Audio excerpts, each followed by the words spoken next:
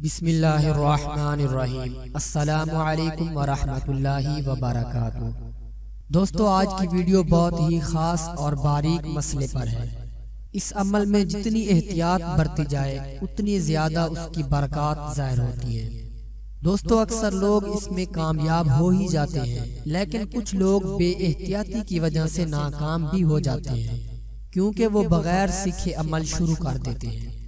آپ سے بھی گزارش ہے کہ اس ویڈیو کو مکمل دیکھیں تاکہ آپ سے بھی کوئی غلطی نہ ہو اور آپ کی محنت ناکام نہ ہو۔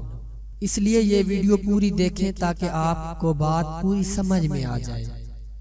دوستو، دست غیب اصل میں اللہ سے بلا اسباب رزق حاصل کرنے کا ذریعہ ہے، یعنی کسی بھی سبب کے بغیر اللہ پاک سے رزق، دولت اور مال وغیرہ حاصل کرنے کا ایک طریقہ ہے۔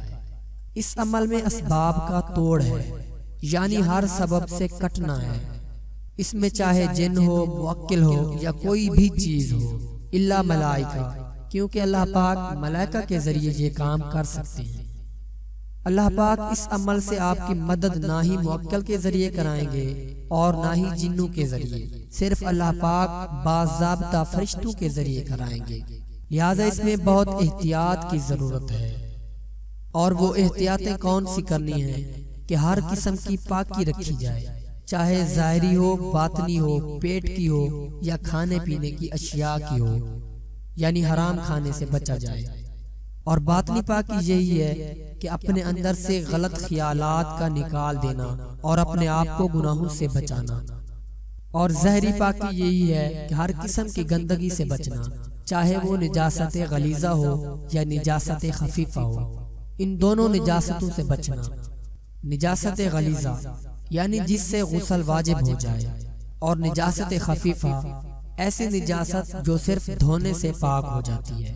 ان دونوں سے بچنا یعنی کہ پاک صاف رہنا، شریعت مطہرہ کی پابندی کرنا، نمازوں میں، ہر قسم کی عبادات میں اور حرام مال سے بچنے میں، اور اسی طرح جو بھی شریعت مطہرہ کے احکام ہیں ان سب کی پابندی کرنا۔ جو عمل بھی دست غیب کے عمل کریں ان کے لیے یہ احتیاطیں ضروری ہیں۔ اور ان سب شرائط سے بڑھ کر ایک یہ شرط بھی ہے کہ اللہ کی ذات پر یقین کامل رکھا جائے۔ اب میں جو ہماری آج کی ویڈیو کا موضوع ہے اس پر واپس آتا ہوں۔ اس عمل میں پڑھنے کے لیے جو بھی چیزیں آپ کو بتائی جائیں ان کے الفاظ کو درست کر کے پڑھنا ضروری ہے۔ اکثر لوگ عمل کرتے وقت یہی غلطی کرتے ہیں کہ الفاظ غلط پڑھ جاتے ہیں اور کہتے ہیں کہ میں نے صحیح طریقے سے عمل بھی کیا پھر بھی فائدہ نہیں ہوا۔ تو محترم سامعین، آپ خود سوچیں، ایسا کیسے ہو سکتا ہے کہ ایک ہی عمل میں کچھ لوگ تو کامیاب ہو رہے ہوں اور کچھ ناکام؟ یہ جو ناکام ہو رہے ہیں ان کی اپنی ہی غلطی ہوتی ہے، لہٰذا وہ اپنی غلطیوں کو درست کریں، تب انشاءاللہ ان کو بھی کامیابی ملے گی۔ الفاظ یہی پڑھنے ہیں جو سکرین پر نظر آ رہے ہیں۔ طریقہ بھی آپ کو بتاتا ہوں، آپ نے اس کے الفاظ درست کر کے پڑھنا ہے۔ جیسے بسم اللہ الرحمن الرحیم، اس میں موٹا ہا اپنی جگہ ادا ہو اور ہلکا ہا اپنی جگہ ادا ہو، اور یا عزیز میں عین ادا ہو، یا رحیم میں پتلا ہا ہے یہ بھی ادا ہو، اور منتقم اس میں موٹا قاف ہے دو نقطوں والا یہ بھی صحیح ادا ہو۔ پہلے ان تمام الفاظ کو صحیح حروف کے ساتھ یاد کر لیں، پھر اس کے بعد جب یاد ہو جائیں تب عمل شروع کریں۔ اس عمل کو کرنے کے دو وقت ہیں، ایک یہ کہ طلوع آفتاب کے 15-20 منٹ بعد جب اشراق کا وقت شروع ہوتا ہے، اس وقت بھی کر سکتے ہیں، اور دوسرا وقت ہے آدھی رات کا، یعنی 12-1 بجے۔ ان دو وقتوں میں سے جس وقت بھی عمل شروع کریں، سب سے پہلے آپ کو 2 رکعت نفل نماز پڑھنی ہے۔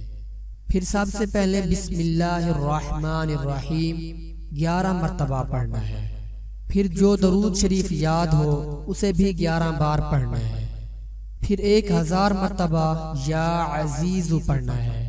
یا عزیز صاف کر کے، جلدی تعداد پوری کرنے کے چکر میں یا عزیز کر کے نہیں پڑھنا، حروف ضائع ہو جاتے ہیں۔ صحیح طریقے سے 1000 مرتبہ یا عزیز پڑھنا ہے۔ اس کے بعد 101 بار یا رحیم یا کریم یہ پڑھیں۔ یا رحیم ہا اچھی طرح ادا کرنی ہے۔ پھر 300 مرتبہ یا منتقم یا منتقم یہ پڑھنا ہے، اور پھر آخر میں 11 مرتبہ درود شریف پڑھنا ہے۔ جو درود شریف آپ نے پہلی دفعہ پڑھا تھا وہی اس بار بھی پڑھنا ہے۔ اس عمل کو احتیاط سے حروف کی صحیح ادائیگی کے ساتھ بتائے گئے 2 وقتوں میں سے کسی ایک وقت پر کرنا شروع کر دینا ہے۔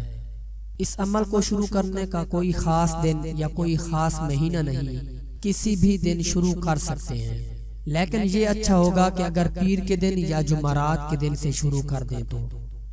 اور ان عملوں کی کامیابی کے لیے یہ بھی اچھا ہوگا کہ آپ جمعرات کا روزہ رکھا کریں، اس سے عمل میں نورانیت بڑھ جاتی ہے اور عمل کی تاثیر بھی بڑھ جاتی ہے۔ اسی طرح اس عمل کو ایک چلہ کریں، یعنی 40 دن تک مسلسل اس عمل کو جاری رکھیں۔ ایک چلہ مکمل ہونے تک ہر قسم کی غلطی سے اپنے آپ کو بچائیں۔ جب اس طرح آپ یہ عمل کر لیں گے، انشاءاللہ ثم انشاءاللہ جس طرح دوسرے لوگ کامیاب ہو رہے ہیں آپ بھی کامیاب ہوں گے، اور ایک ہی چلے کے بعد آپ اپنی آنکھوں سے دیکھیں گے کہ آپ کے پاس اتنی دولت جمع ہو جائے گی کہ آپ کی تمام ضروریات ختم ہو جائیں گی، لیکن مال ختم نہیں ہوگا۔ اللہ پاک کے ناموں میں، درود شریف میں اور بسم اللہ میں وہ برکت ہے جس کو مختصر سی ویڈیو میں بیان کرنا ناممکن ہے، اور میں نے پہلے بھی آپ کو بتا دیا ہے کہ یہ مجرب المجرب عمل ہے، بہت سے لوگوں کا آزمایا ہوا عمل ہے، اس میں ناکامی بالکل ہی نہیں ہوگی۔